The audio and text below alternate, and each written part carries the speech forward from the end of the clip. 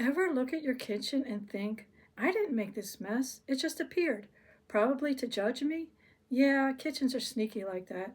Today, I'm going to tell you how I clean my kitchen fast without wasting time, crying, or entering a minor existential crisis mid sponge. The 3 minute mindset. First, stop pretending you have hours to clean. You don't. I have a 3 minute mindset. That's right, I imagine I only have 3 minutes to clean anything. Suddenly, my brain turns into a cleaning ninja. It's amazing what you can do when you pretend your kitchen is on fire, metaphorically, or literally, but then call the fire department first. Step 1. Stop moving things around like you're auditioning for a hoarder's reality show. Decide, keep, toss, or why did I even buy this? Attack dirty dishes like a boss. Next up, dishes.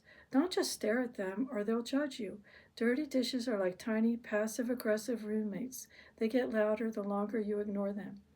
I like to pretend each dish is a tiny villain in a soap opera. You think you can stick to the plate and ruin my life? Not today. Pro tip, stack strategically. Wash while singing your favorite dramatic ballad. Bonus points if you flinch every time you touch something slimy. Counters are battlefields. Countertops are battlefield number one. Anything not nailed down wants to fight you. My trick, sweep everything into one spot, wipe the counter, then put stuff back like a general redeploying troops.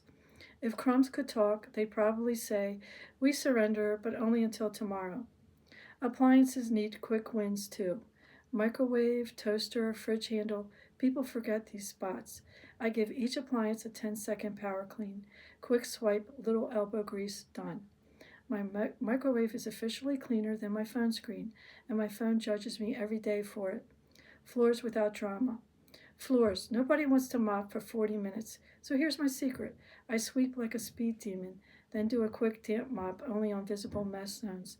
That way you avoid the I need a shower because I stepped in soup syndrome.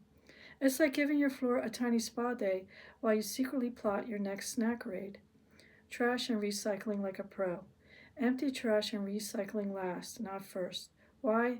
Because everything you just cleaned might suddenly try to escape into your garbage. My trash can has seen things, horrors, like half-eaten pizza slices from 3 weeks ago, and yet it remains loyal. Timing tricks. Here's the real hack. Clean while waiting. Boil water, clean the counter. Oven preheating, quick sweep. Coffee brewing, wipe handles. Your kitchen cleaning becomes a series of tiny victories instead of a 2 hour marathon. If I get too good at this, I might start cleaning my neighbor's kitchen while they're not looking. Stealth mode engaged.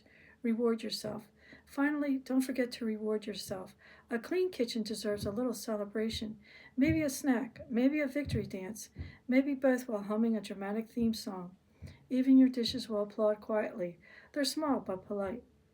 So there you have it. Attack dishes like villains, wipe counters like generals, floors like speed demons, and your kitchen will be clean in no time without turning your life into a cleaning boot camp.